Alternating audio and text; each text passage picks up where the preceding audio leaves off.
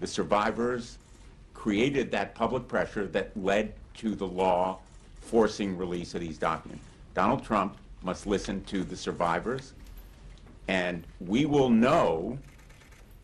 what they are concealing because of the survivors. Your question may be, how do you know that they're hiding stuff? The survivors will give us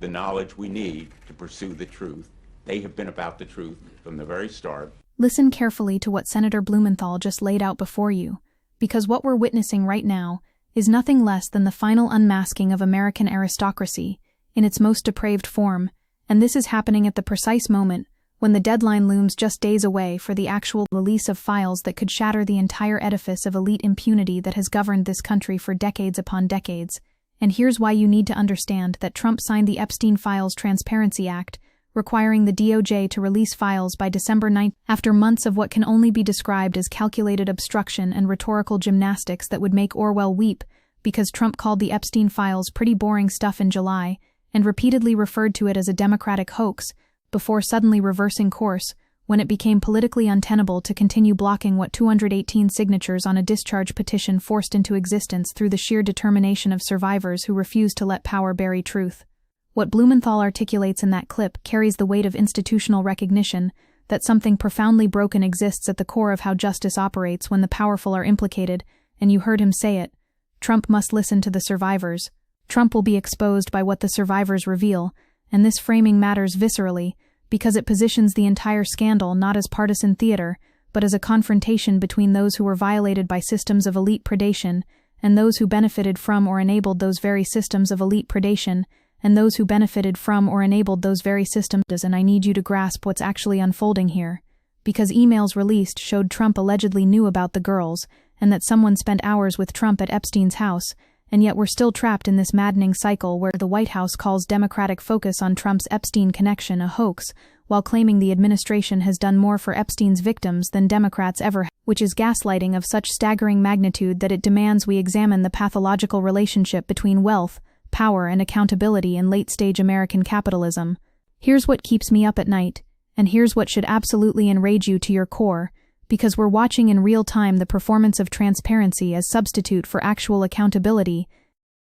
Attorney General Pam Bondi and FBI Director Kash Patel allegedly ordered a massive review ordering around 1,000 FBI personnel working 24-hour shifts to identify any mentions of President Trump in the files, and if that doesn't send chills down your spine about the integrity of what's about to be released, then you haven't been paying attention to how power protects itself when cornered, because survivors and Senate Democrats are demanding independent review to check if records have been tampered with, scrubbed, softened, or quietly removed, before the public ever sees them.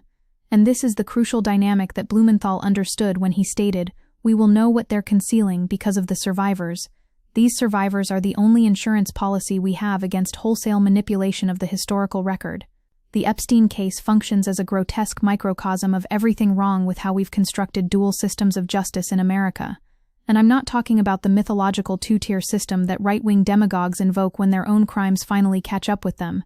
I'm talking about the actual documented reality that one set punishes the poor and weak heavily and routinely, while another permits the wealthy and powerful to behave with comparative impunity. And this manifests in cases like Epstein's, where the D.C. Madam's clients included thousands of White House officials, lobbyists, Pentagon, FBI, and IRS employees, and prominent lawyers, none of whom were ever exposed or held accountable, creating this architecture of elite sex trafficking that academic research now identifies as distinct from commercial trafficking, because while commercial sex trafficking generates revenue, elite sex trafficking exists to access and supply victims to the head of the organization, meaning the crime itself is structured around the gratification and consolidation of power rather than mere profit. A law signed last month mandates the DOJ release Epstein files by Friday, and the anticipation alone has been immensely challenging for survivors. And when you listen to their voices, what emerges is not vindictiveness, but rather this profound, exhausted hope that finally, the machinery of government might produce something resembling truth.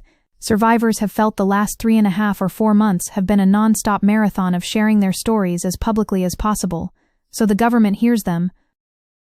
And think about the obscenity of that for just one moment. Think about what it means that people who were trafficked and abused as children and teenagers by one of the most connected men in American finance must now spend months lobbying Congress and doing press conferences and reliving their trauma in public, just to get the government to release files about crimes committed against them, crimes that were investigated, documented, and then quietly managed to protect the reputations of those in proximity to power. What we're really discussing when we discuss Epstein is the heart of darkness that Lord Acton warned about when he observed that absolute power corrupts absolutely, and this corruption manifests in sex trafficking, not as aberration, but as logical extension of a system where an estimated 27 million people globally are exploited for labor, services, and commercial sex. And the United States State Department itself acknowledges that forced labor is well documented in agriculture, fishing, manufacturing, construction, and domestic work, and sex trafficking occurs in several industries including hospitality. But what makes the Epstein case so symbolically powerful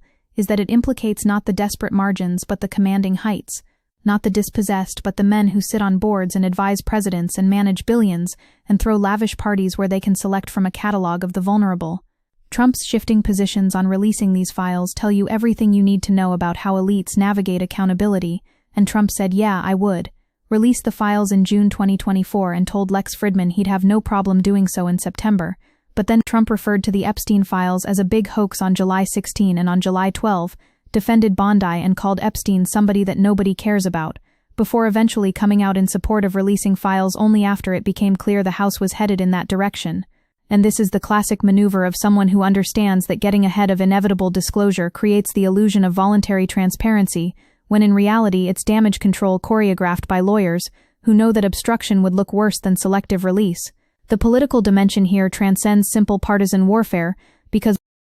survivor Annie Farmer stressed this is not a political issue, saying Maria Farmer reported this under the Clinton administration and law enforcement failures happened across decades under multiple administration, and this is the crucial insight that demolishes both the Trump defense that positions this as Democratic hoax and the liberal fantasy that electing the right party will somehow dismantle structures of elite immunity because what Epstein represents is transpartisan corruption. It's the bipartisan consensus of the ruling class that their own must be protected even when their depravities become undeniable, and documents unsealed in January 2024 mentioned Prince Andrew, Bill Clinton, Donald Trump, Bill Richardson, Alan Dershowitz, Michael Jackson, and Stephen Hawking, which reads like a who's who of entertainment, politics, law, and science, all connected through proximity to a man whose crimes were so brazen that even his death in custody spawned conspiracy theories, precisely because we've learned not to trust that powerful men face consequences. The House Oversight Committee obtained more than 95,000 images with only 90 released so far. The Department of Justice's unreleased documents consist of nearly 100,000 pages plus 40 computers, 70 CDs, 26 storage drives, and 6 recording devices containing 300 gigabytes of data, including photographs, travel logs, employee lists, blueprints, and a logbook of visitors, meaning we're talking about a documentary record of industrial scale that could implicate hundreds of individuals across decades, and the fact that FBI personnel worked 4,737 overtime hours, costing over $851,000 to redact files between January and July 2025, should tell you that what's being prepared for release has been carefully curated, and we must approach it with the understanding that absence of evidence after such intensive review may well be evidence of removal. The survivors understood this, which is why they gathered to make posters, but something more meaningful unfolded as they came to understand their shared trauma and see a support network they didn't know they needed. And when Virginia Giuffre's brother spoke at the press conference crediting his sister who died by suicide in August, tears streamed down faces, and he said she made a monumental impact and built an unbreakable wall that will protect future generation. And this is what courage looks like in the face of institutions designed to grind down individual testimony, this collective action by survivors who refuse to let their trauma be instrumentalized for partisan ends while simultaneously refusing to let it be buried by the powerful. It has been a strikingly effective public affairs campaign, leading to a reversal that left even skeptical watchers in awe, because they forced a vote in a Congress that had every incentive to punt this issue into oblivion. When Blumenthal says we will know what they are concealing because of the survivors, he's articulating a theory of accountability that runs counter to institutional process, because institutional process in cases involving elites is designed to obfuscate, delay, redact, settle, seal, and ultimately bury, and the only counter-pressure comes from those with nothing left to lose, those for whom the cost of silence exceeds the cost of speaking. One survivor said hearing the case described as a hoax was like being gutted from the inside out, and you just want to explode inside because nobody again is understanding that this is a real situation. And that rage, that bone-deep fury at being disbelieved by the very people who could deliver justice, that's the energy driving this entire process forward against the gravitational pull of elite self-protection. We need to understand the Epstein scandal within the broader context of how the carceral state operates with savage efficiency against the poor and powerless, while treating white-collar crime and elite sexual violence as matters for quiet settlements and deferred prosecution agreements, because the message for the very wealthy and powerful is that they will always be insulated from accountability, even as hundreds of thousands suffer the full force of the law for a fraction of the illegal conduct that multinationals write off as the cost of doing business, and a formerly incarcerated person noted Trump's privilege as a wealthy white man, spares him indignities ordinary individuals face, including no mugshot, no seizure of passport, and no restrictions on movement, while thousands languish at Rikers unable to make bail. And this disparity isn't incidental to American justice. It is American justice. It's the operating system, not a bug in the code. Senator Blumenthal said, "I have no confidence this Justice Department will be fair."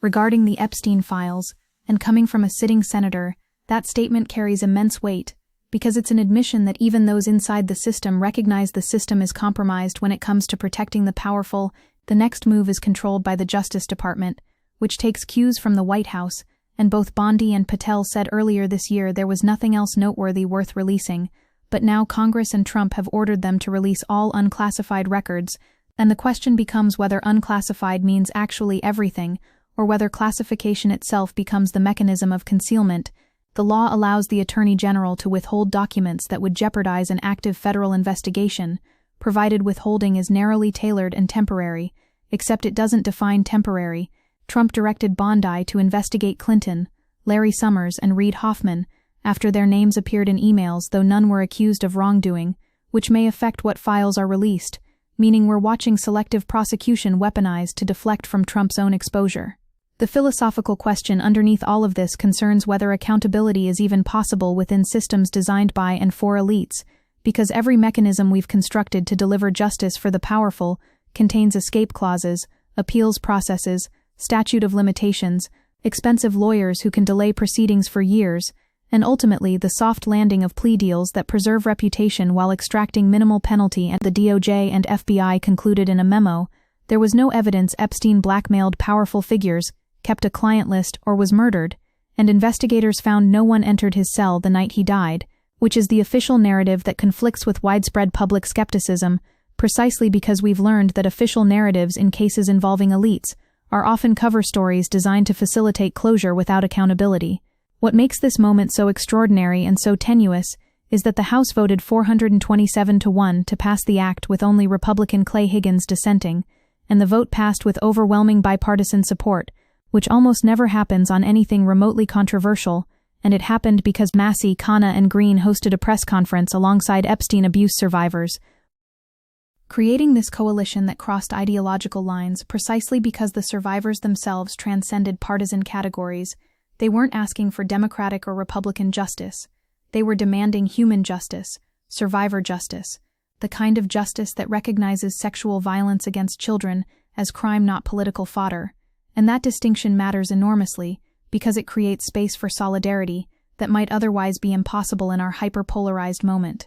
Actor Chante Davies shared her story about hearing Epstein use powerful friends like Trump to build clout, and explained Epstein took her on a trip with Bill Clinton and other notable figures, and this testimony matters because it illustrates how Epstein's entire operation depended on the performance of elite access, the visible proximity to presidents and princes and billionaires that simultaneously attracted victims who believed these powerful men wouldn't allow anything bad to happen, and then trapped those victims in situations where they believed those same powerful men would ensure they'd never be believed if they spoke. One survivor noted people were disturbed by the misogyny and classism and tone of emails, saying, "It was actually nice to see other people looking into that world and being disgusted by it," because the casual contempt that powerful men express when they believe they're speaking privately reveals the reality behind the public relations. It shows you how they actually think about the young women they exploit.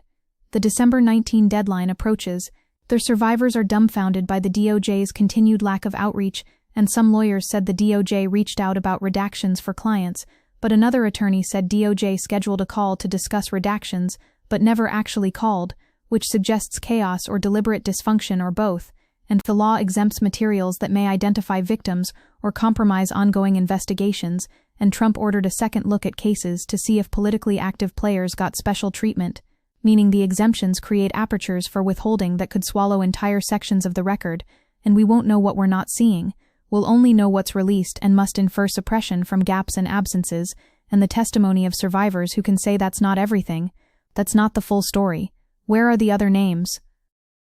This brings us back to Blumenthal's central claim that survivors will give us the knowledge we need to pursue truth, because their truth has to prevail, and this is simultaneously inspiring and heartbreaking, because it places the burden of historical correction on those who've already borne the burden of violation, and we see this pattern repeat across movements for justice, where the traumatized must become activists, must instrumentalize their own pain in service of systemic change, because institutions will not reform themselves, power will not voluntarily relinquish the mechanisms that protect power, and survivor Jess Michaels said survivors don't plan to let up on calls for justice and transparency until files are actually released in full, and that vigilance is everything, because the moment attention shifts, the moment the news cycle moves on to the next outrage, the files that haven't been released will quietly remain unreleased, and investigations that haven't been pursued will be closed for lack of public pressure. We're living through a moment where the contradictions of American empire are producing these recurring spectacles of elite impunity, and the Epstein case sits alongside too-big-to-fail banks that crashed the economy,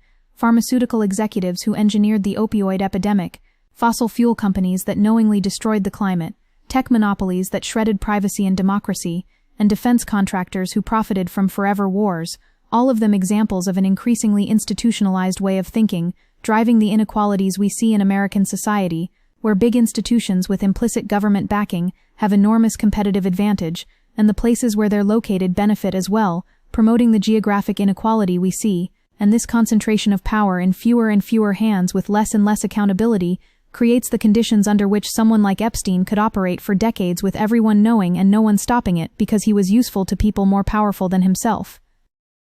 The files will be released or partially released or released with redactions so extensive they're meaningless, and we will read them and journalists will write stories, and there will be a week or maybe 2 weeks of intense coverage, and then something else will happen, another crisis, another scandal, another Trump pronouncement designed to dominate the discourse, and the Epstein story will fade except for the survivors who will continue living with the knowledge that justice remains incomplete. We must not allow this sex scandal to become just another blip in the news cycle, only to be forgotten because sex trafficking is a cultural disease rooted in the American police state's heart of darkness, and until we confront that darkness directly, until we dismantle the structures that enable elite predation, until we create accountability mechanisms that actually function against the powerful, we will continue producing Epsteins, men who understand that wealth and connection purchase immunity, who construct elaborate systems of abuse, secure in the knowledge that the worst consequence they face is embarrassment, not imprisonment. Blumenthal's invocation of survivors as the source of knowledge that will expose concealment is both tactical and moral, because tactically the survivors possessed information that can be cross-referenced against official releases to identify omissions, and morally it centers the voices of those harmed rather than the calculations of those in power. And this reorientation matters profoundly in cases where official narratives have consistently minimized harm, protected perpetrators, and treated sex trafficking as unfortunate aberration rather than predictable outcome of systems that commodify bodies and concentrate power. And the rule of law means everyone is treated the same under the law, everyone is held equally accountable, and no one is given a free pass based on politics, connections, wealth, or status. But that's the theory, not the practice. And the practice is that wealth purchases legal talent, that creates procedural complexity, that exhausts prosecution, that results in settlements that seal records that prevent future accountability, and the cycle continues. What we're witnessing with these Epstein files is a test of whether anything approaching democratic accountability can function when it threatens actual elites, not just vulnerable individuals who can be easily sacrificed, and the answer to that test will tell us something fundamental about the nature of American power in the 21st century, because if the files are released unredacted, and investigations follow and powerful people actually face consequences, then maybe we haven't completely abandoned the possibility of justice. But if the files are heavily redacted, and the few names that appear are already dead, or already disgraced, and the truly powerful remain protected by classification and national security and ongoing investigation exemptions, then we'll know with certainty that the two-tier system is permanent and ineradicable, and that all the rhetoric about equality before the law is mythology designed to legitimate a fundamentally illegitimate distribution of power and punishment, and the survivors will know it too, and they'll keep fighting because what else can they do, and we who claim to care about justice have an obligation to fight alongside them, not just now when the story is viral, but in 6 months and 6 years, when the attention has moved elsewhere because that's when the real work happens, that's when institutional memory gets constructed or destroyed, that's when precedents get set about whether survivor testimony matters more than elite reputation. Senator Blumenthal said Trump must listen to the survivors, and the must there carries the force of moral imperative, not legal requirement, because legally Trump can ignore survivors. Legally, Trump can direct the Justice Department to slow-walk releases and maximize redactions and ultimately comply with the letter of the law while violating its spirit, and that's probably what will happen, because that's what always happens when elites investigate themselves. But the moral imperative remains, and it remains because the survivors made it impossible to ignore. They showed up, they testified, they lobbied, they organized, they refused the silence that power demanded of them, and in doing so they created political pressure that moved mountains, or at least moved Congress, and whether that pressure produces actual accountability or merely the performance of accountability depends on whether we maintain that pressure past the deadline, past the release, past the news cycle, into the grinding work of ensuring that files released are files acted upon, and names exposed are names investigated, and crimes documented are crimes prosecuted, because anything less is complicity in the ongoing protection of elite predators, and we've been complicit long enough.